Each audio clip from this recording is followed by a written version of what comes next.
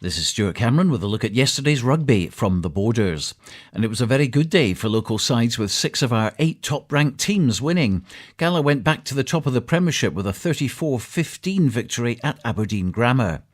They were 21-0 up before being pegged back to 21-15, but then pulled away for a try bonus point. Their 4 tries went to Gary Lowry, Peter Palapoy, Ewan Scott and Chris Auld. Gala coach George Graham. We started very, very well today. I think in the first 35 minutes we played pretty perfect rugby and scored 21 points. And we were very unfortunate not to score a bonus try within that 35 minutes. But like we have done for the past couple of weeks, we've taken our foot off the gas once we get more than 2 scores ahead. And we knew that when they turned around at half time, we would be under the onslaught with Aberdeen. And they did. And they played very, very well. Got back to 21-15 when they had all the momentum. Unfortunately, there was a fairly bad injury in the field which took away all the momentum. And I got a chance to have a word with them. And we pulled it back together again. Brought young Gregor Mina on.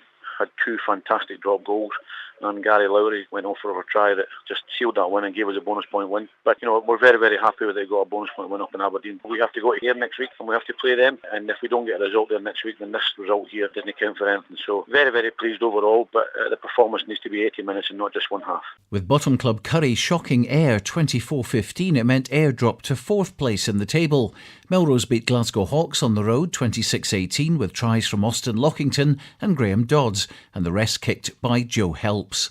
They're up to 2nd, and Graham Dodds was delighted. We were chuffed to get the result today. We came up here and it was a hard place to come, Glasgow Hawks, and a lot of guys fronted up today after the poor run of form we've been going through to come up here. Fair enough, we didn't get the bonus point, but we won. We got our 4 points, and hopefully we can kick on now for the rest of the season. Hoyt did the double over Edinburgh Accies with a convincing 30-10 win. They were 22-0 up inside 17 minutes with 3 tries from Neil Rennick, Nick McTaggart and Greg Cottrell.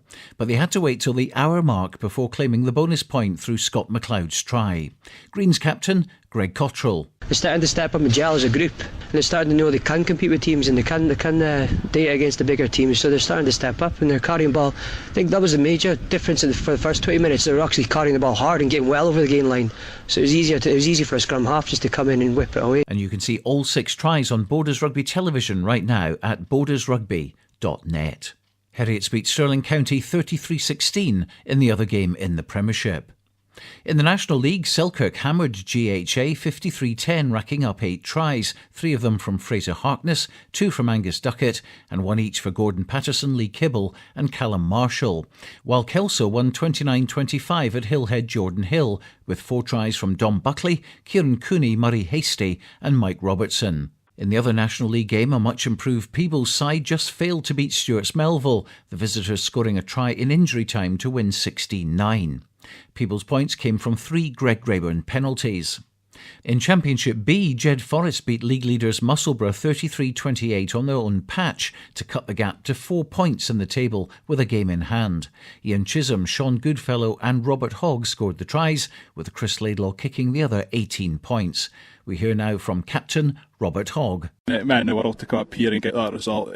Musselburgh fought till the end and fair play to them, but we just stuck it out and our fans kind of done well near the end, and we'll take that. Like, we wanted the 5 points, but we'll take the win. We knew we couldn't take them for granted because they're a huge physical side, and their backlines in the second half, fair play to them. They came right at us and they broke through us a few times, but this is what we expect against like Musselburgh, who are trying to get promoted like ourselves, but we were very chuffed with that result. In the other Championship B clash involving a local side, Hoyt YM went down 38-10 at home to Kirkcaldy.